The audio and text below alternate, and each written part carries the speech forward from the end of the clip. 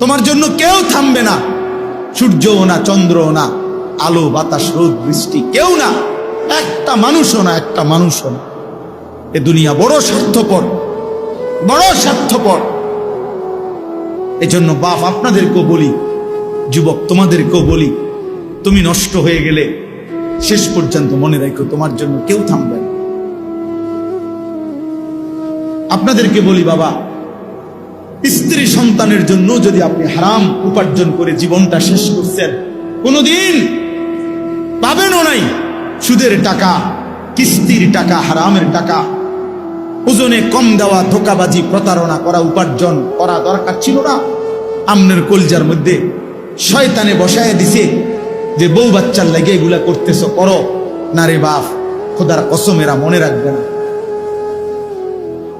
এরা মনে রাখবে না, এরা কোনোদিন বলবে না, এরা মনে রাখবে। দুপুর বেলা জানাজা হইছে, আসরের পরে জানাজা হইছে, কানছে 2 ঘন্টা 4 ঘন্টা, জি পুত নাতি নাতনি স্ত্রী সন্তান। ওই দিনকেই এশার নামাজের পরে দেখা যাবে এরা সবাই পাশের বাড়ির থেকে ভাত তরকারি রান্না আনছে, এরা খানা খাইতেছে, এরা গোশত খায়, মাছ খায়, ডাল খায়, সবই খাইতেছে। এরা না কানছে অনেক, ওই কানছে আর কি। এজন্য আমি নিজেকে বরবাদ করে, আমার কবর, আমার আখিরাতকে নষ্ট করে আমি আমার স্ত্রী সন্তানকে হারাম খাওয়াইতে হবে, খোদার কসম এটা কোনো মুমিন করতে পারে, কোনো মুমিন করতে পারে। আমার ছেলে কোনোদিন 1 ওয়াক্ত ফজরের নামাজ পড়বে না, আর এমন জানোয়ারের জন্য আমি কামাই করুম, কমপক্ষে আমি আনিস এমন বেকুব না। তার লগে আমার আগে বুঝাপড়া করা দরকার। তুই মুসলমানের বাচ্চা কিনা আগে এটা বল, তুই ইমানদারের সন্তান কিনা বল বেটা। যদি তুই মুসলমানের বাচ্চা হস, আমি তোর জন্য মাথার ঘাম পায়ে ফেলে কামাই করমু, আমার এই কষ্টের উপার্জনের কিনা ফ্যান, খাট, পালং, সোফা, ফার্নিচার, বাজার সদাই, আর তুই বেঈমান সারা রাত মোবাইলে নারী দেখবি, ছবি দেখবি, কোনোদিন ফজরের নামাজ পড়বি না। এমন জানোয়ারের জন্যই আমি কামাই করলাম না, এমন হাইওয়ানের জন্য কামাই করতে বলছে কে? যার কপালে সেজদা নাই অত মানুষ না।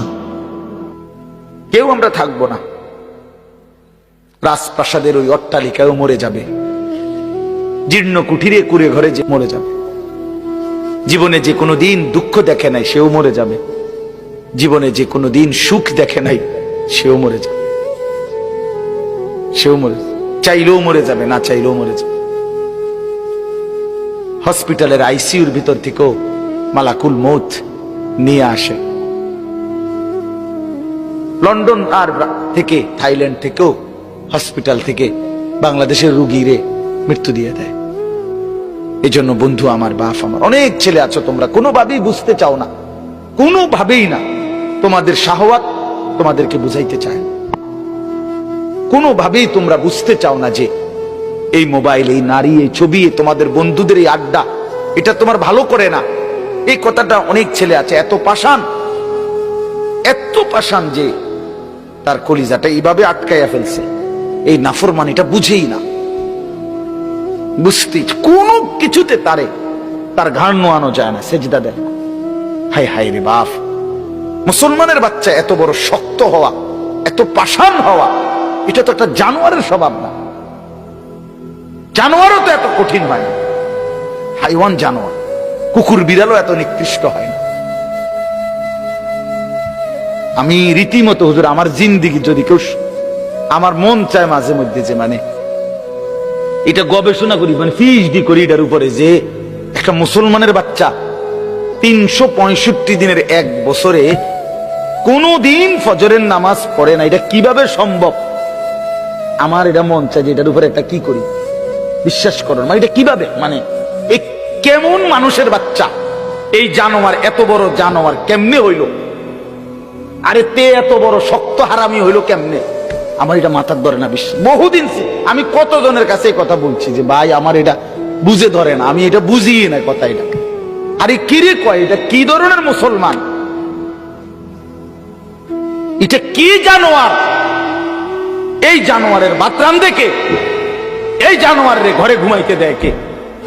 তার মা কই, তার বাপ কই? হায় হায় হায় হায়, মুসলমানের বাচ্চা এত বড় অসভ্য কেমনে হইল? কেমনে হইল? আল্লাহ বলেন, আমি আল্লাহকে বাদ দিয়ে যে যেটাকে বন্ধু বানায় নিছ, সে যেন মাকড়সার ঘর বানাইছ। কি বানাইছ? মাকড়সার ঘর। ইত্তাখাযাত বাইতান, যে মাকড়সা ঘর বানালো। আর ওয়া ইন্না আওহানাল বুয়ুত লা বাইতুল আনকাবুত লাউ কানু ইয়ালামুন। আল্লাহ বলেন, আর এটা মনে রাখবা, এটা মনে রাখবা, পৃথিবীর সবচেয়ে দুর্বল ঘর মাকড়সার ঘর। এটা আল্লাহ বলছে। তাহলে আল্লাহকে বাদ দিয়ে 60 বছরে একটা সেজদা, একটা হালাল হালাল হারামের কোনো তোয়াক্কা করলা না, নামাজ রোজা বন্দিগির কোনো তোয়াক্কা করলা না, কিস্তি নিয়া, সুদ নিয়া, ঘুষ নিয়া, সিটারি, ধোকা, প্রতারণা, বহু ভাবে দিবা নিশি মেহনত করে 60 বছরে যেই প্রাসাদ, যেই বিল্ডিং সাজাইলা, যেদিন সব রোম স্যাক দিয়া দেখলা, আর কোনো কাজ বাকি নাই, টাইলসও লাগানো শেষ, বাথরুমের বদনাড়া পর্যন্ত সেটিং করা হয়েছে, সোফা, খাট, ফার্নিচার সব ঠিক করা হয়েছে। রব্বুল আলামিন বলে, মালাকুল মউত এখনই নিয়ে আসো, যাও। এক নিমিষে 60 বছরের মেহনত উড়ায়, ঠিক না?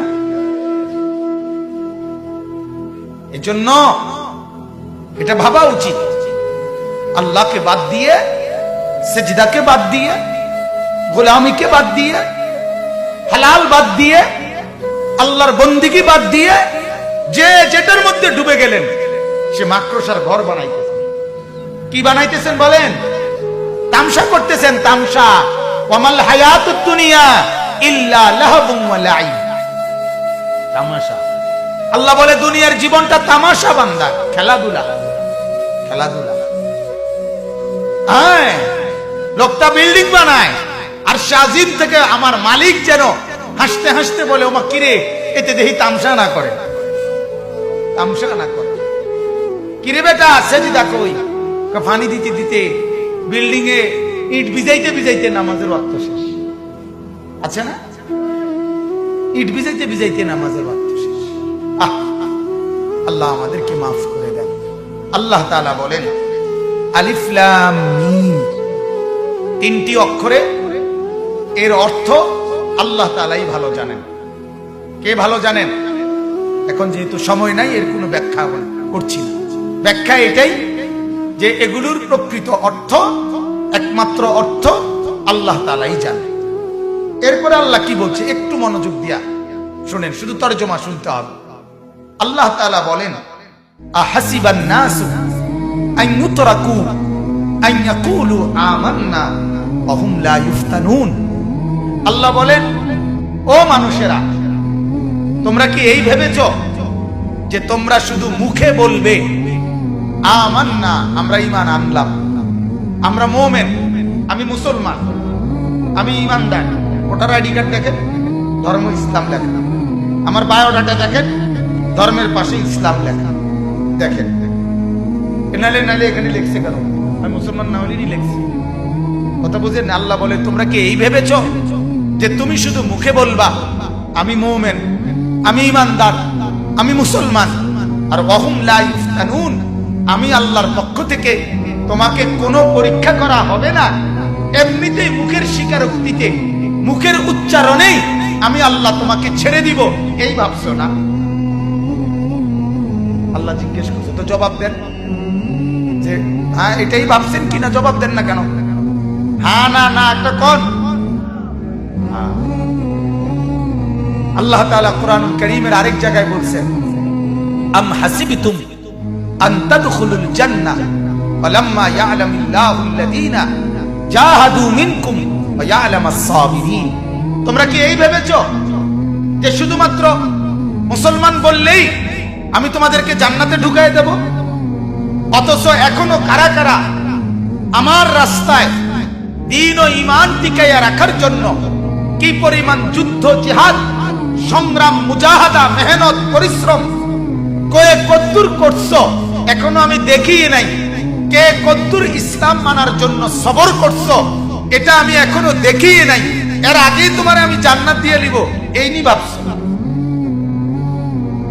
আরেক আয়াতে আল্লাহ তাআলা বলেন, আম হাসিবতুম আন তাদখুলুল জান্নাহ ওয়ালাম্মা ইয়াতিকুম মাসালুল লাযীনা খালাউ মিন ক্বাবলিকুম মাসাতহুমুল বা'সাউ ওয়াদ-দাররাউ ওয়াযুলজিলু হাত্তা ইয়াকুলার রাসূলু ওয়াল্লাযীনা আমানু মা'আহু মাতা নাসরুল্লাহ। আল্লাহ বলেন, আরে কি ভাবলা তুমি? পান খাইতে খাইতে ব্যস্ত যাবে গা, বন খাইতে খাইতে, কাজওয়ানে গপ মারতে মারতে, টেলিভিশন দেখতে দেখতে, এমনি মুসলমান বলতে বললেই এমনি এমনি ব্যস্ত যাইবা গা, গরু জবাই কইরাই। অথচ আমি আল্লাহ তাআলা তোমাদের পূর্বে যত লোক আদম থেকে ঈসা পর্যন্ত ঈমানের দাবি করেছিল তাদের প্রত্যেককে আমি আল্লাহ তাআলা অগণিত কষ্ট, অগণিত পেরেশানি, অগণিত জুলুম এবং নির্যাতনের শিকার তারা হয়েছিল। হাজারো জুলুম, নির্যাতন, কষ্ট, পরিশ্রম এগুলো তাদেরকে উপভোগ করতে, উপলব্ধি করতে, হজম করতে হয়েছে। এই পরিমাণ কষ্ট, ক্লেশ, বিপদ, মুসিবত, পেরেশানি, জুলুম, নির্যাতন, অত্যাচার সহ্য করছে, যার ফলে ওয়াজুলজিলু কাঁপতে শুরু করছে মানুষগুলো। কাঁপতে কাঁপতে কাঁপতে কাঁপতে জুলুম আর অত্যাচারে নিজেদের শরীরের মধ্যে কম্পন শুরু হয়েছে। আর শেষ পর্যন্ত কি পরিমাণ নির্যাতন হইলে আল্লাহ বলে রসুল ওই জামানার নবী এবং নবীর সাথে ঈমানদার বান্দারা আল্লাহর কাছে হাত তুলে বলছে, আল্লাহ আর কতক্ষণ সহ্য করলে আপনার সাহায্য আসবে? মাতা নাসরুল্লাহ, আর কখন, আর কখন? কোরআনুল কারীমের সূরা বুরুজ একটা সূরা আছে না, ওই সূরার মধ্যে আছে পূর্ববর্তী জামানায় এক নবীর ঈমানদার উম্মতকে ওই জামানার জালেম বাদশা ঈমান আনার কারণে মাটি খুঁড়ে গর্ত বানাইছে, বড় বড় গর্ত। আসহাবুল উখদুদ বড় বড় গর্ত বানাইছে, বানাইয়া বলছে এই গর্তের মধ্যে লাকড়ি দিয়ে আগুন ধরাও। পুরা গর্তের মধ্যে যখন আগুন ধাউ ধাউ করে উঠছে তখন ওই নবীর উম্মত, ঈমানদার অনুসারী ওই মানুষগুলোকে একটা একটা করে ধরে ধরে ওই গর্তের মধ্যে, আগুনের মধ্যে ফেলছে। ফেলে এরপরে বলছে এর উপরে মাটি ফেলাও। এরপরে মাটি ফেলাইয়া বলছে এর উপরে তোমরা লাফায়া লাফায়া নাইচা নাইচা এদেরকে দাফন করে।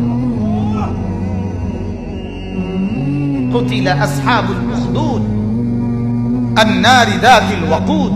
পড়ে দেখি আল্লাহ তাআলা বলে, এখনো কি সহ্য করছো? এখনো কি সহ্য করছো?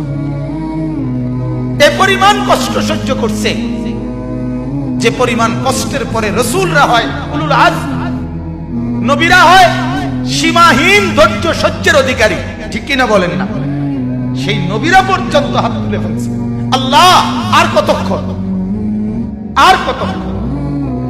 আল্লাহ তাআলা বলেন, আমার বান্দা শুধুমাত্র মুমিনের দাবি করলে, মুসলমানের দাবি করলে বাপ, আল্লাহ বলেন আমি এমনি ছেড়ে দেব না। পরীক্ষা করব, ঈমানের পরীক্ষা, আমলের পরীক্ষা, বন্দেগীর পরীক্ষা, সেজদার পরীক্ষা, গোলামির পরীক্ষা, হালাল হারামের পরীক্ষা, জায়েজ না জায়েজের পরীক্ষা, বৈধ অবৈধের পরীক্ষা। অতএব পরীক্ষায় উত্তীর্ণ হইতে হইলে 24 ঘন্টা আল্লাহ এবং তার রাসূলের নির্দেশনা মতে চলুন।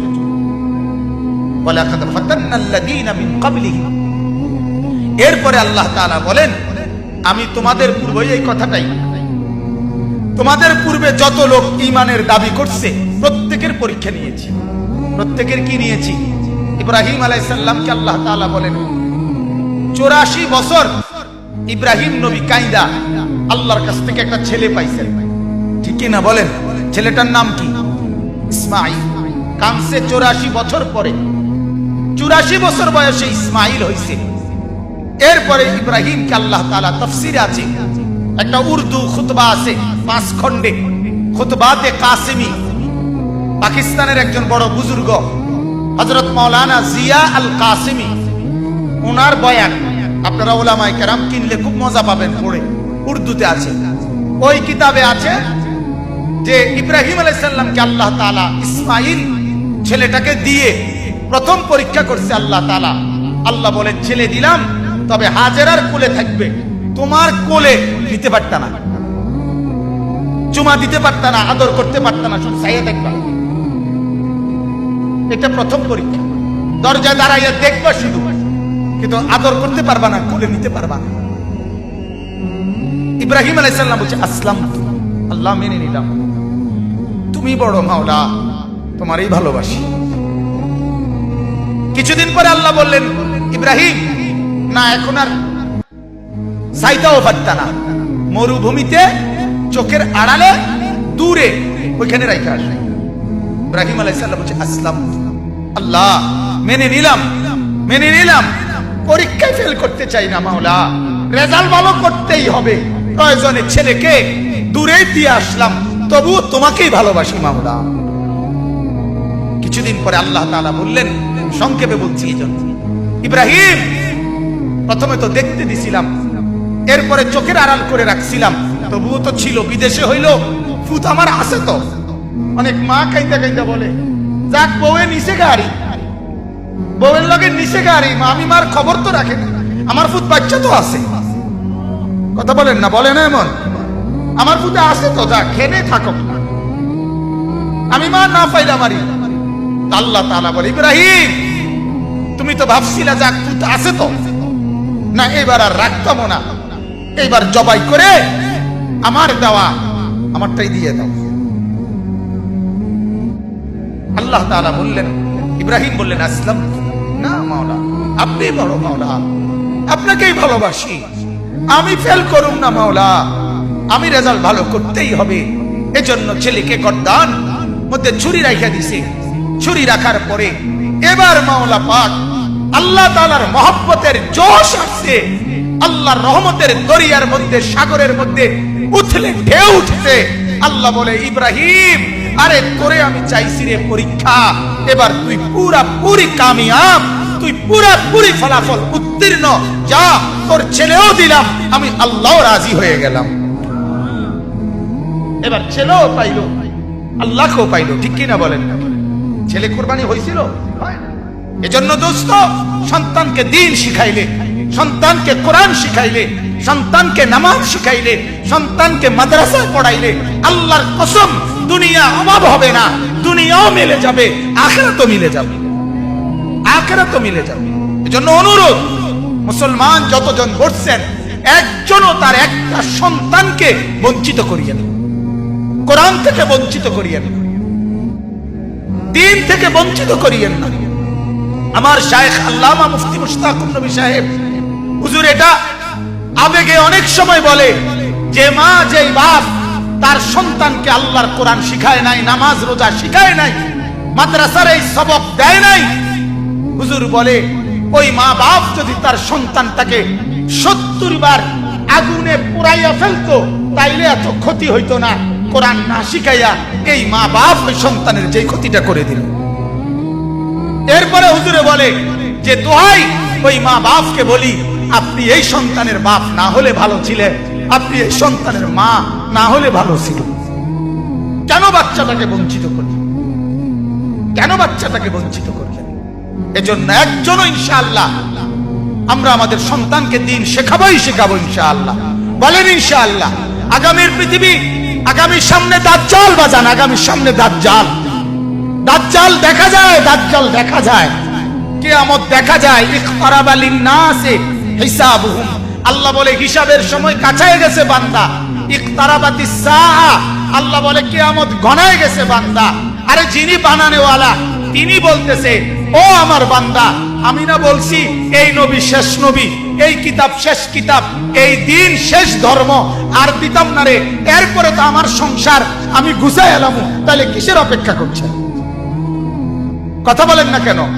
মালিকই তো বললো আর দিতাম না রে, শেষ, যা দিছি দিছি, এরপরে আর কিসের অপেক্ষায়? এজন্য সন্তানকে বঞ্চিত করবেন না। বলেন ইনশাআল্লাহ। প্রত্যেকেই পাক্কা নিয়ত করেন তিনজন ছেলে তিনজনই কোরআন পড়বে, তিনজন মেয়ে তিনজনই কোরআন পড়বে। বলেন ইনশাআল্লাহ। যার ঘরে যতজন দিন শিখবে ততজন। কথা বলেন কয়জন? আবার বলেন কয়জন? আছে যতজন, দিন শিখবে কতজন? আমি এজন্য সবসময় বলি যে আপনার একটি সন্তানকে হলেও মাদ্রাসায় পড়ান, একটি মেয়েকে হলেও মাদ্রাসায় পড়ান। এই কথা বলা আমার ফতোয়া হলো নাজায়েজ। এটা বলার কোনো সুযোগ নাই, এই কথা বলার কোনো অনুমতি নাই। আপনার কাছে কোনো আমি ভিক্ষা চাই না, আপনার কাছে রাসূলের হাদিস মনে করাইতে আইছি যে আলা কুল্লে মুসলিম, আলা কুল্লে মুসলিম মানে তিনজনে একজন। কথা বলেন কয়জন? কথা বলেন না কেন? নবী বলল সবার উপরে দিন শিখা ফরজ, আপনি কোন তিনজনে একজন? কে অনুমতি দিল? আপনারে কমানের অনুমতি দিল কে? কথা বলেন, বুঝছেন কিনা আপনার? এজন্য প্রত্যেকেই ছেলে মেয়ে, আলহামদুলিল্লাহ বাংলাদেশে এখন চতুর্দিকে মহিলা মাদ্রাসা আছে, আছে কিনা বলেন? এই জমানায় মেয়ে দিন শিখলো না, ছেলে দিন শিখলো না। আল্লাহর কসম এই কথা বলিয়া কি কারণ? কোন কারণ দর্শাবার কোন সুযোগ পাইতেন না। চতুর্দিকে এত মসজিদ মাদ্রাসা, এত মাদ্রাসাও থাকার পরেও যারা তাদের ছেলে মেয়ে কোরআন বঞ্চিত হইল, এটার কোন কারণ দর্শাবার সুযোগ। এজন্য কোরআনে আছে নাফরমান যখন জাহান্নামী আল্লাহকে বলবে ক্বালু রব্বানা গালাবাত আলাইনা শিকওয়াতুনা, আল্লাহ আমার কপাল মন্দ, এই কারণে আমি দিন মানতে পারছি না। ওয়া কুন্না কওমান দাল্লিন, আল্লাহ আমি গোমরা ছিলাম, এই কারণে মানতে পারছি না। আল্লাহ বলেন ক্বালা খসাউ ফিহা, না না বেঈমান, জাহান্নামের আগুনে মুখ থুবড়ে জাহান্নামের আযাব ভোগ কর। ওয়ালা তুকাল্লিমুন, আর কোনো কথা বলবি না, একটা শব্দ। জাহান্নামে পড়ার পরেও মানে জাহান্নামের আযাব নিক্ষিপ্ত হওয়ার পরও কিছুক্ষণ কথা বলবে। এর শেষ যখন এই কথাটা বলবে রব্বানা আখরিজনা, আল্লাহ আমারে এই জাহান্নাম থেকে উদ্ধার করেন, ফা ইন উদনা ফা ইন্না যালিমুন, যদি আড়াওয়ার করি তাইলে আমি বড় পাপী। আল্লাহ বলেন না, তুই ডুবে মর, তুই এখানে জাহান্নামের আযাব ভোগ কর। ওয়ালা তুকাল্লিমুন, আর কথা বলবি না, আর একটা শব্দ বলবি না। আল্লাহর কসম আমি নিজে তাফসীরে মারিফুল কোরআনের মধ্যে পড়ছি, আল্লাহ যখন বলবে এই জাহান্নামী আর কোনো কথা বলতে পারবি না, সাথে সাথে জাহান্নামের আযাবের জাহান্নামীর গলার আওয়াজ, কথার শব্দ বন্ধ হয়ে যাবে। এরপরে আর কোনো শব্দ জাহান্নামী উচ্চারণ করতে পারবে না। আরো জঘন্য কথা আছে, তাফসীরে মারিফুল কোরআন লিখছে এরপরে জাহান্নামী কুত্তার মতো ঘেউ ঘেউ করে, কুকুরের মতো শুধু ঘেউ, ওই জায়গা আছে। বিশ্বাস করে জাহান্নামী আর কোনো কথাই বলতে পারে না। ওয়ালা তুকাল্লিমুন, আল্লাহ বলবে আর কোনো কথা নাই, কোনো কথা নেই, চুপ। আল্লাহ আমারে মাফ করে দেন। আল্লাহ তাআলা শেষ, আল্লাহ তাআলা বলেন আমি পরীক্ষা করে দেখব, ফালিয়ালামান্নাল্লাহুল্লাযীনা সাদাকু ওয়ালিয়ালামান্নাল কাযিবিন। আল্লাহ বলেন আমি পরীক্ষা করে ঈমানদার বাছাই করব, সত্যবাদী আর মিথ্যাবাদী। ঈমানের দাবি করো, মুখে বিড়ি, মিথ্যাবাদী। ঈমানের দাবি করো, ফজরের নামাজের সেজদা দাও না, মিথ্যুক তুই বেটা। ঈমানের দাবি করো, সুদ খাও, মিথ্যুক তুই বেটা। কি বলে? মিথ্যুক না? আল্লাহ বলেন আমি ঈমানের দাবিতে পরীক্ষা করে এরপরে সত্যবাদী আর মিথ্যাবাদী বাছাই করব। সর্বশেষ আল্লাহ বলেন আম হাসিবাল্লাযীনা ইয়ামালুনাস সাইয়্যাতি আন ইয়াসবিকুনা। আল্লাহ তাআলা বলছে ও তোমরা যারা গুনাহ করছো, নাফরমানি করছো, পাপ করছো, মোবাইলে ছবি দেখছো, উলঙ্গ নাচ দেখছো, একটা সেজদার খবর নাই, একটা নামাজের খবর নাই, দোকানে বসে বসে চা দোকানদারের নামাজ পড়ার টাইম নাই, মুদি দোকানদারের নামাজ পড়ার টাইম নাই, দেড়বুড়ে সিএনজি অটো ড্রাইভার তারও সেজদা করার টাইম নাই, বুট বেচে তারও নামাজ পড়ার টাইম নাই, বাদাম বেচে তারও নামাজ পড়ার টাইম নাই। আল্লাহ তাআলা বলেন ওই নাফরমান তুই কি ভাবছো? আইনাসবিকুনা, তুই আমার চাইতে আগায় গেছো না? আমি তোরে দেখতাম না, না আমি তোরে কিছু করতে দিতাম না, এটা ভাবছো না? আন ইয়াসবিকুনা, তুমি ভাবছো তুমি আমারে ডিঙ্গাইয়ে গেছো না, আমার রেঞ্জের বাইরে চলে গেছো না, আমার আয়ত্তের বাইরে চলে গেছো। না না, আমার আয়ত্তের বাইরে যাও নাই। সাআমা ইয়াহকুমুন, তুমি যে মনে মনে ফয়সালা করছো, আল্লাহ দেখে না, আল্লাহ ধরে না, আল্লাহ তাআলা মাতে না, আল্লাহ বলেন না, এটা ভুল, এটা ভুল। তুমি অচিরেই কবরে আসলে দেখবা আমার আযাব কত ভয়ঙ্কর। ওয়ালামু আন্নাল্লাহা শাদীদুল ইকাব, মনে রাখবা আমার আযাব বড় ভয়ঙ্কর। বলেন নাউযুবিল্লাহ। সর্বশেষ আয়াত 5 নম্বর আয়াত, আল্লাহ তাআলা খুশখবর দিছে নেককারদেরকেও। তোমরা যারা নেককার, সেজদা করে করে, জিকির করে করে, সকাল সন্ধ্যায় রাত গভীরে, তাহাজ্জুদে আওয়াবিনে, তাসবিহে জিকিরে আমি মাওলাকে ডাকতে ডাকতে এই আশায় বন্দিগি করছো যে আমার সাক্ষাৎ পাইবা। মান কানা ইয়ারজু লিকা আল্লাহ, আমার মোলাকাত, আমার দিদারের আশা করে করে যারা বন্দিগি করছো, আল্লাহ বলেন ফা ইন্না আজালাল্লাহি লাআতিন, আমি আল্লাহ মালাকুল মউত নামে একজন ফেরেশতা মৃত্যু করে দেওয়ার জন্য তোমার কাছে পৌঁছাবো। সে তোমারে মৃত্যু নামক একটা নেয়ামত উপভোগ করাইয়া আমার কাছে নিয়ে আসবে। ফা ইন্না আজালাল্লাহি লাআতিন, আমার আল্লাহর পক্ষ থেকে তোমার মৃত্যু মালাকুল মউত আসবে, লাআতিন আসবে তোমার কাছে, এসে মৃত্যুর শরাব, মৃত্যুর এক পেয়ালা, মৃত্যুর একটুকু শরাব, মৃত্যুর একটু চুমুক তোমারে ভোগ করাইয়া আমার কাছে নিয়ে আসবে। ওয়াহুয়াস সামিউল আলিম, আল্লাহ তাআলা বলেন যে আমি আল্লাহ সবকিছু শুনছি, সবকিছু জানি। ঠিক কি না বলেন? অতএব তুমি অপেক্ষা করো, আমি শুনতেছি, আমি জানি, তুমি ডাকতে থাকো, সেজদা দিতে থাকো, গোলামি করতে থাকো, হালাল খাইতে থাকো, সুখে থাকো আর দুঃখে থাকো, আমি মাওলাকে ডাকতে থাকো। এই কয়দিন পরে আজরাইল পাঠাবো, তোমারে আমার কাছে নিয়ে আসবো। এজন্য হাদিসে আছে, আল্লাহর নবী সাল্লাল্লাহু আলাইহি সাল্লাম, এটাই আমার শেষ কথা, আল্লাহর নবী সাল্লাল্লাহু আলাইহি সাল্লাম হাদিসে আছে, নেককারের সামনে নবীজি বলে মালাকুল মউত আজরাইল আয়েশা অত্যন্ত সুন্দর আকৃতিতে দাঁড়ায়, খুব চমৎকার সুদর্শন আকৃতিতে দাঁড়িয়ে মালাকুল মউত আল্লাহর প্রিয় বান্দা নেককার বান্দাকে বলে যে থাকবেন আর কিছুদিন, কেন দুনিয়ায় থাকবেন? আল্লাহর নেক বান্দা তখন চোখের পানি ফেলে বলে, কি কইলা মালাকুল মউত, থাকবো কেন রে? সকাল দুপুর রাত নিশিতে চোখের পানি ফেলে ফেলে যে মাওলারে ডাকি, কখনো সুবহানাল্লাহ, কখনো আলহামদুলিল্লাহ, কখনো আল্লাহু আকবার, কখনো লা ইলাহা ইল্লাল্লাহ, কখনো আস্তাগফিরুল্লাহ, কখনো দুরূদ শরীফ, এই যে বহুবার বহুভাবে ডাকি, পাগল দেখেই তো ডাকি, আমি বেচাইন দেখেই তো ডাকি। এজন্য সকালেও ডাকি, দুপুরেও ডাকি, বিকালেও ডাকি, সন্ধ্যায়ও ডাকি, রাতেও ডাকি, তাহাজ্জুদেও ডাকি, সারা দিন যে মাওলাকে ডাকি তার কাছে যাওয়ার জন্যই তো ডাকি।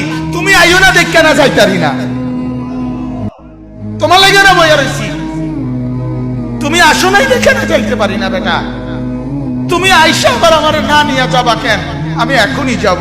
তখন মালাকুল মউত বলে, তো চলেন আপনার মাওলার কাছেই চলেন। এই জন্য ছেলেরা ভাবতে শিখো, এক একজনের চুলের পেখম দেখলে মনে হয় যেন হ্যাঁ তার কোনো আল্লাহ খোদা নাই, স্বয়ং সম্পূর্ণ। এক একজনের চলাফেরার ডংডুং দেখলে মনে হয় তারে ধরুন না কেউ নেই। লাফানের তাফালিং দেখলে, লাফানের চলাফেরার কথাবার্তার স্টাইল দেখলে মনে হয় অহংকার। আমার শরীর ভালো, সুস্থ সবল, আমার আব্বার টাকা আছে, আমার যখন মন চায় আমি আব্বু থেকে টাকা নিই, যখন মন চায় আমি মোবাইল টিপতেছি, আব্বু কিছু বলে না, আম্মু কিছু বলে না, সারা রাত মোবাইলে নারী দেখে, ছবি দেখে, যখন যা মন চায় তাই করে, মন চাইলে খায়, মন চাইলে না খায়। বাহ বাবা, মনে করছে পৃথিবীর কেউ যেহেতু কিছু বলে না, এভাবেই জীবন চলবে না। রে দোস্ত, সুখের জীবনও শেষ হয়, দুঃখের জীবনও শেষ হয়, সেজদার রাতও ভোর হয়, নেশার রাতও ভোর হয়, মদখোরও রাত ভোর হয়ে যায়, সেজদাওয়ালার রাতও কি হয়ে যায়, ভোর হয় না? তাহাজ্জুদের নামাজ যে পড়ে তারও ভোর হয়ে যায়। মদের আড্ডায়, জুয়ার আড্ডায় যে রাত কাটায়, নারীর আড্ডায়, জিনার আড্ডায়, ওই হাইওয়ানেরও ভোর হয়ে যায়। কারো দুনিয়ায় থেমে থাকে না, কারো না। এজন্য হাসিও ফুরায় যাবে, কান্নাও শেষ হয়ে যাবে। কয়দিন পরে এই ছোট্ট মাসুম বাচ্চাদের ব্যথাও সবাই ভুলেই যাবে। ব্যস্ততার এই দুনিয়ায় কতক্ষণ মনে রাখবে, কে কারে মনে রাখবে? অতএব এই যে আল্লাহ নবী সাল্লাল্লাহু আলাইহি সাল্লাম বললেন, এমন ভাবে বন্দেগী করো যেন আল্লাহকে দেখছো অথবা আল্লাহ তোমাকে দেখছে। এটাই তাসাউফ, এটাই ইসলাহ। এটা তৈরি করতে হয়। মানে এটা শুধু একটা ওয়াজ শুনলে হয় না, দীর্ঘদিন মেহনত করতে হয়। ওলামায়ে কেরামের সাথে, আল্লাহ ওয়ালাদের সাথে, বুজুর্গদের সাথে বারবার শুনতে হয়, আসা যাওয়া করতে হয়, সম্পর্ক করতে হয়, আত্মশুদ্ধির মেহনত করতে হয়। এটা নিয়ম মাফিক ওষুধ আছে, বুজুর্গদের কাছে এটার প্রেসক্রিপশন আছে। কিভাবে একজন মুসলমান, একজন যুবক, একজন নারী, একজন ইমানদার কিভাবে নিজের জীবনটাকে এভাবে গঠন করবে যে যার সারাক্ষণ মনে পড়বে আল্লাহ আমাকে দেখছে, আমি মিথ্যা বলব। আপনারা অনেকেই শুনছেন না, বুজুর্গরা বলে, কোন আল্লাহওয়ালা বলে তার মুরিদদেরকে বলছে, আগামীকালকে আমার জন্য এমন একটা মুরগি জবাই করে আনবা, এমন জায়গা নিয়া। আমরা শুনছি হুজুরদের ওয়াজে, ছোটবেলায় আমরাও শুনছি যে কেউ না দেখে এমন জায়গা থেকে জবাই করে আনবা। সবাই মুরগি জবাই করে আনছে, একজনে জীবন্ত মুরগি নিয়ে আসছে। তো হুজুর বলছে, তুমি আস্তা মুরগি নিয়ে আসলা, সবাই তো জবাই করে আনছে। তো বলছে, হুজুর মুরগিটা কেউ দেখে না, এমন একটা জায়গার তালাশে, পুকুরের পারে, নদীর ধারে, বাঁশ ধারে, কত জায়গায়, গোপন একাকী জায়গায় অন্ধকারে গেলাম, কিন্তু খোদার কসম হুজুর যখনই যাই, যেখানেই যাই, বারবার মনে পড়ছে আল্লাহ তো দেখছে। আপনি তো বলছেন কেউ দেখে না, এমন জায়গা থেকে জবাই করতে, এমন জায়গা তো পাইলাম, এমন জায়গা তো মনে হইল না কোনো জায়গারে। সব জায়গাতেই তো মনে পড়লো আল্লাহ তো দেখছে। তিনি বলছেন, হ্যাঁ বাবা, আমি তোমারই খুঁজছি। আমি কি খুঁজছিলাম? তোমারই মূলত খুঁজতেছিলাম যে আমার কোন মুরিদটার হালাত এইটা হইছে, যে যার সারাক্ষণ মনে পড়ে যে আল্লাহ আমাকে, আনতা আবুদাল্লাহা কাআন্নাকা তারাহু ফাইন লাম তাকুন তারাহু ফাইন্নাহু ইয়ারাক। নবীজি বলেন, এমন ভাবে আল্লাহর ইবাদত করবে যেন তুমি আল্লাহকে দেখছো। আল্লাহর নবী সাল্লাল্লাহু আলাইহি ওয়াসাল্লাম একদিন নামাজ পড়ছিলেন। নবীজি সাল্লাল্লাহু আলাইহি সাল্লাম নামাজ অবস্থায় একটু সামনে আগাইলেন, আবার পিছায়া নামাজের জায়গায় দাঁড়াইয়া নামাজ শেষ করলেন। সাহাবায়ে কেরাম বললেন, ইয়া রাসূলুল্লাহ, নামাজ শেষে কি হলো আল্লাহর নবী? হঠাৎ করে দেখলাম নামাজের মধ্যে একটু আগাইলেন, আবার পিছাইলেন, কি করলেন? আল্লাহর নবী সাল্লাল্লাহু আলাইহি সাল্লাম বলেন, সাহাবীরা রে, জান্নাতের আয়াত যখন পড়ছিলাম, সরাসরি এই দুই চোখে জান্নাত দেখতে পাচ্ছিলাম, আর জান্নাতের ফলগুলো দেখছিলাম। মনটা চাইছিল আগাইয়া জান্নাতের একটা ফলের থোকা ছিঁড়ি। দুনিয়া যেন আবার ফিরে চলে আসলাম। অর্থাৎ এইভাবে দেখছে।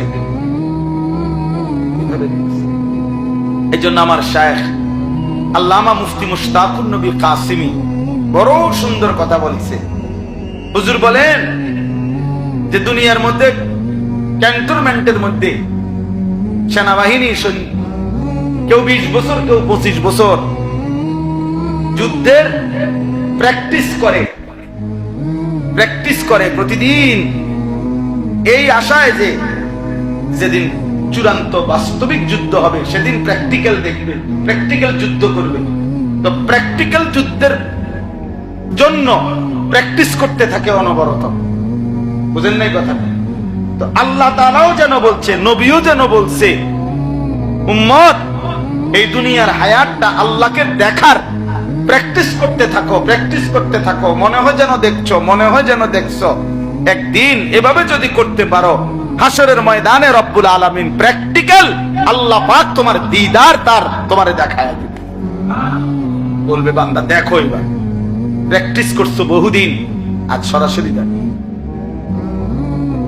আজ তুমি আমাকে দেখো, আমি তোমাকে দেখি। ইলা রাব্বিহা নাযিরা। আল্লাহ তাআলা বলছে বান্দা জান্নাতে সরাসরি আমি রব্বুল আলামিনকে দেখবে। খালাস, কথা শেষ। তাইলে এইখানে আমি এই দুইটা আমল বলছি। একটা আমল হলো রাত্রি জেগে তাহাজ্জুদ পড়া, বিশুদ্ধ কোরআনুল কারীম তেলাওয়াত করতে থাকা। এই দুই আমলের বরকতে তাফসীরে লিখছে, বুজুর্গানে দ্বীন বলছে, এই দুইটি আমল যার মধ্যে থাকবে, একটা হলো যে রাত্রিবেলা গভীর রজনীতে কিছু নফল ইবাদত নামাজ বন্দিগি করার চেষ্টা করে, আর যে ব্যক্তি লম্বা কোরআনুল কারীম বিশুদ্ধ তেলাওয়াত করার ফিকির করে, কোরআন তেলাওয়াত করতে থাকে, আশা করা যায় এই দুইটি আমলের বরকতে আল্লাহ তাআলা তার অন্তরের মন্দ চরিত্রগুলো দূর করে দিবে।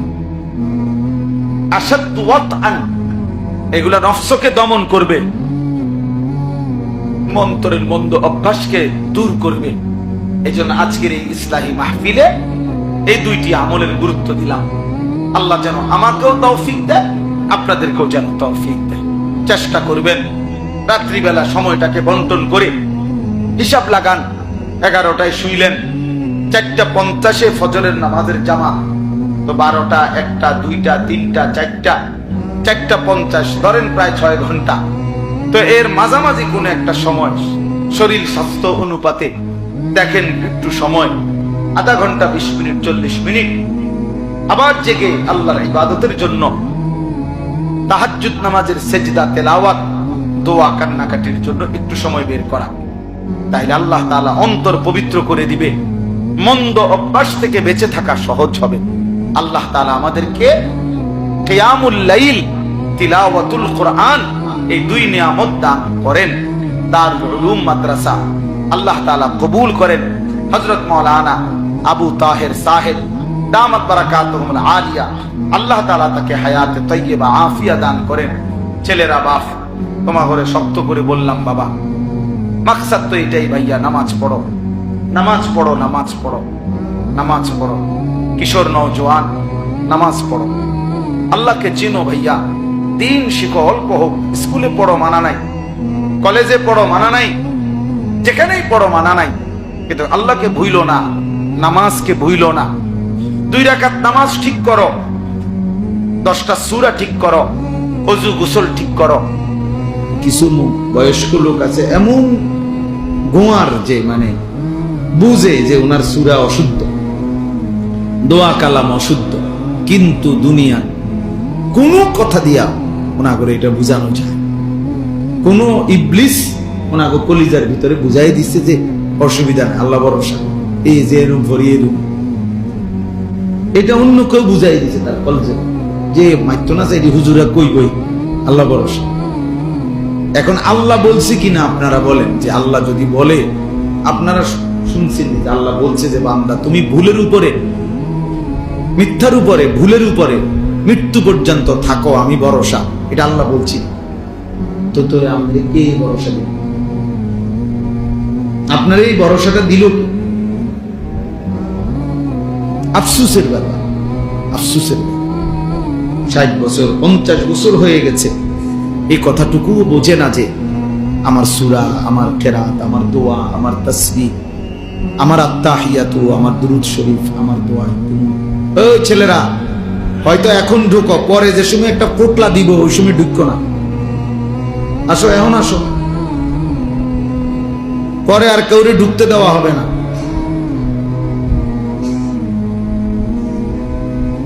হ্যাঁ, কিছু খবর নেয়, মনে করেন কিছু আছে, খবর নেয়, কিছু দিবনি।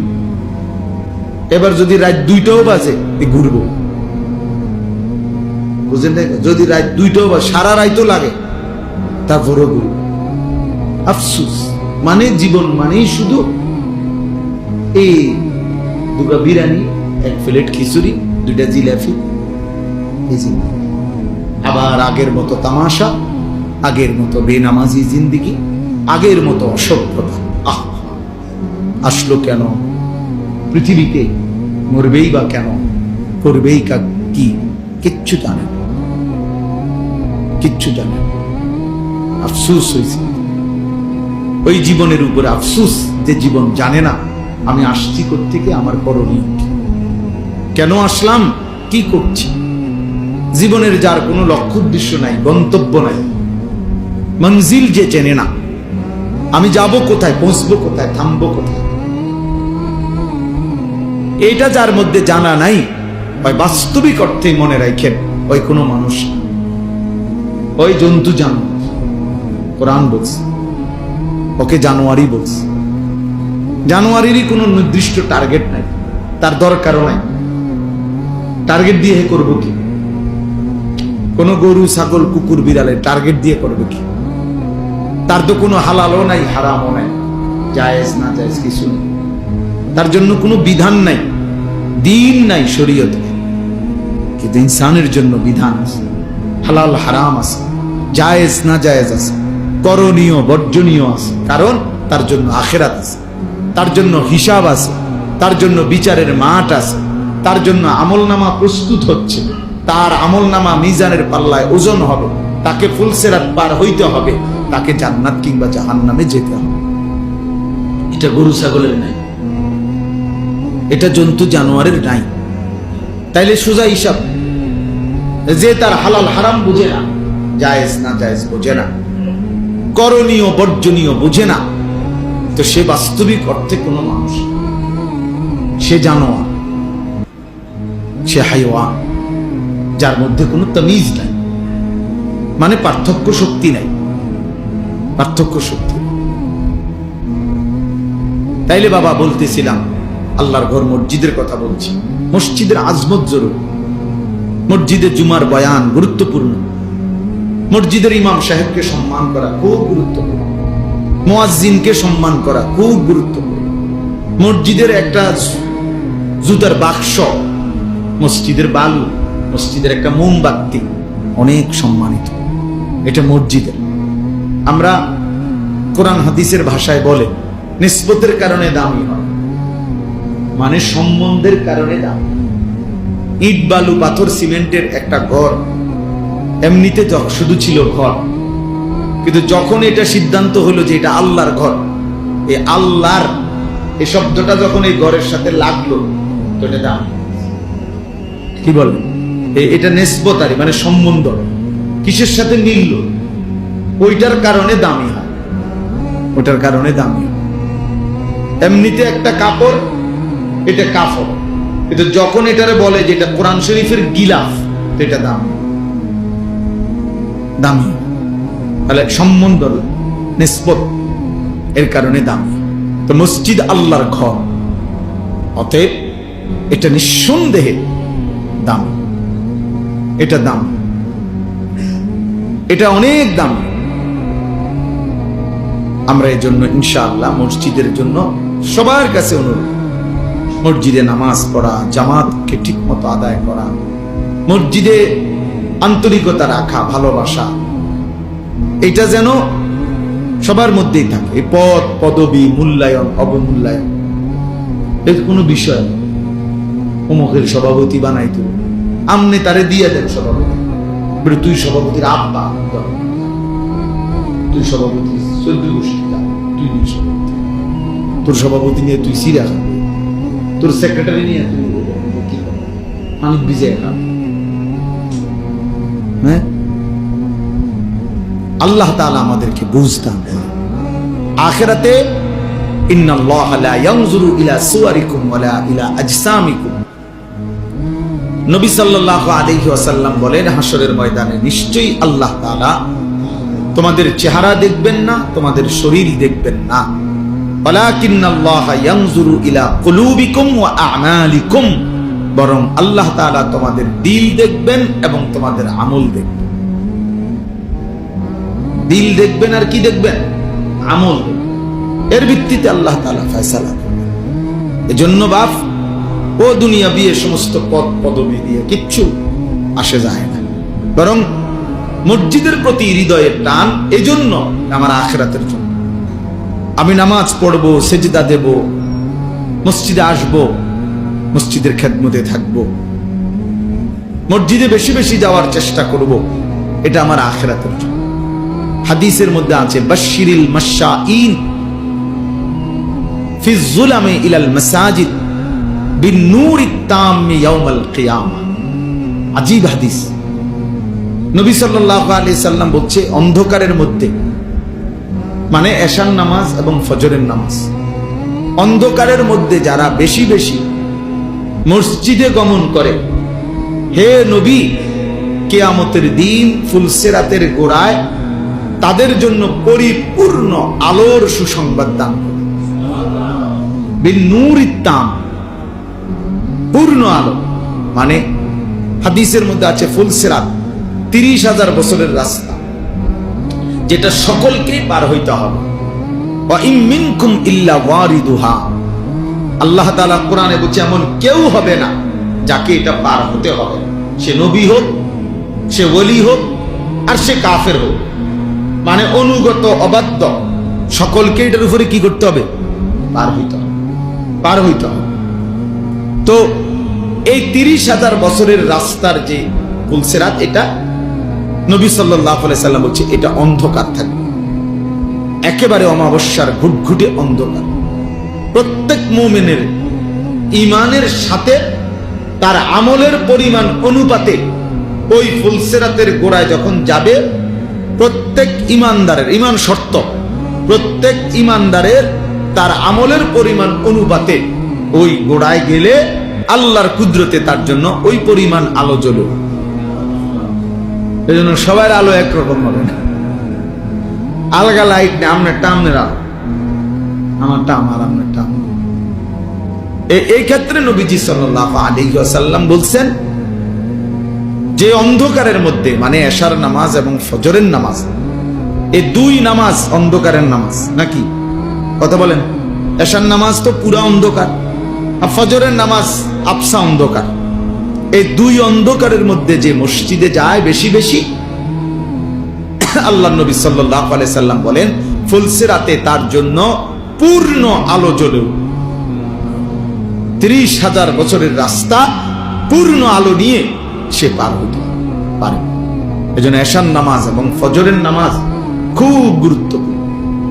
এশার নামাজ এবং ফজরের নামাজ যারা আদায় করে না, রাসূলুল্লাহ সাল্লাল্লাহু আলাইহি ওয়াসাল্লাম তাদেরকে বলছেন মুনাফিক। একেবারে স্পষ্ট বুখারীর হাদিস। ওই অপদার্থ হলো মুনাফিক, যে অপদার্থ এশা এবং ফজরের নামাজ পড়ে।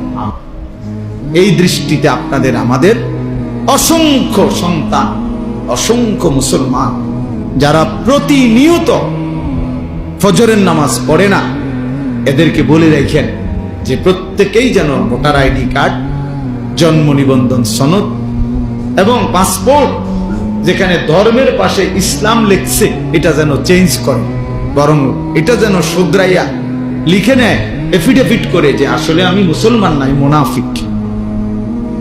কেন? আমি ফজরের নামাজ পড়ি না, ফজরের নামাজ পড়ার জন্য কোনো প্রস্তুতিও নাই, আমার মানসিকতাও নাই। এমন অসংখ্য জানোয়ার আছে, হাইওয়ান আছে, যে হাইওয়ানের কলিজার ভিতরেও খোদার এক বছরে 365 দিনে কোনদিন এই জানোয়ার বলতে পারবে না ফজরের নামাজ কাকে বলে। এটা আস্তা জানোয়ার, আস্তা জানোয়ার, পুরাটা জানোয়ার, পুরাটা জানোয়ার। এটা মানুষ নামের পশু ছাড়া আর কিছু না। 365 দিন নাফরমান, তুই মানুষের বাচ্চা বেটা, কোনদিন ফজরের নামাজ পড়বি না। এত বড় বেহায়া, বেশরম মুসলমান হয় কি? এত বড় নিকৃষ্ট মানুষ মুসলমান হবে? মুনাফিক। আল্লাহ রাসূল বলছে বেটা, নবী বলছে মুনাফিক, এটা আস্তা মুনাফিক। আর মুনাফিক সমস্ত বেঈমানের মধ্যে সবচেয়ে নিকৃষ্ট হলো কে? যত লোক আল্লাহর নাফরমান তার মধ্যে মুনাফিক হলো সবচেয়ে নিকৃষ্ট। হযরত আব্দুল্লাহ ইবনে ওমর হাদিসে আছে, নবীজির বিখ্যাত সাহাবী আব্দুল্লাহ ইবনে ওমর রাদিয়াল্লাহু তাআলা আনহুমা, তিনি বলছেন নবীজির জামানায় আমরা মুনাফিক চিনতাম এশা এবং ফজরের জামাতে অনুপস্থিতি দেখে। হাদিস এটা। উনি বলেন আমরা চিনতাম মুনাফিককে আমাদের মাঝে, আমরা খুঁজতাম বুঝতাম ফজর এবং এশার নামাজে অনুপস্থিত হতো। এই জন্য হযরত আব্দুল্লাহ ইবনে মাসউদ বলে যে রাসূলের জামানায়, সাহাবাদের জামানায় লজ্জায় শরমে যাতে দাগ না পড়ে যায়, চিহ্নিত হয়ে না যায়, এজন্য মুনাফিক যারা মুনাফিক ছিল বাস্তবিক অর্থে, তারাও রাসূলের জামানায় ফজরের নামাজ মিস করতো না, কারণ মিস করলে তো মানুষ কইতে মুনাফিক। অথচ সে বাস্তবিকে কি? মুনাফিক। কিন্তু মানুষ যাতে তারা না চিনে না বুঝে, এই জন্য কি করত? আমার মুসলমান নামধারী এই হাইওয়ান মুসলমানের বাচ্চা, আর বাপ মুসলমান, তার মা মুসলমান, জানোয়ার একদিনও ফজরের নামাজ পড়ে। বাপেও বেটকা হেবটা বইয়া বইয়া বিড়ি গায়, চা দোয়ানে গপ মারে। আল্লাহর রহমতে আমনের দোয়ায় জিভুত একটা লাইন হইছে। কিটা লাইন হইছে? টেয়া ভাড়ায় বিদেশ লাইন হইছে। টেয়া ভাড়াইলে বুঝি লাইন হয়? হ্যাঁ, বিদেশ গেলেই বুঝি জিভুত লাইন হয়ে গেছে। এটা বুঝি কত হইল? আর আমরা যারা দেশে সিরিয়া খাই, এটা বুঝি কথা হইল? বিদেশ যাওয়া নিষেধ না, এটা গুনাহ, এটাও বলি না, কিন্তু এটা বুঝি এটা কথা হইল যে আল্লাহর রহমতে তারা 3 জন এখন একটা লাইনে পড়ছে। টাকা রোজগার করে, এবারে খুশি, মানুষের গপ মারে, চা দোয়ানে বইয়ে বই। হ্যাঁ, লম্বা লম্বা কথা, লম্বা লম্বা, ভালো খাইতে পারতেছে, শেষ বয়স, আপেল খায়, মালটা খায়, চা খায়, গম খায়, গপ মারে, আর কি বাজার হইতেছে, খাইতে আছে, ফুতে টেয়া ফাটাইতে আছে। হালাল হারাম এত কিছু তো অনেক সময় আছে, হালাল না হারাম সেটা দরকার কি? আমার দরকার টাকা, আমার দরকার বাতে না। আস্তাগফিরুল্লাহ, আস্তাগফিরুল্লাহ।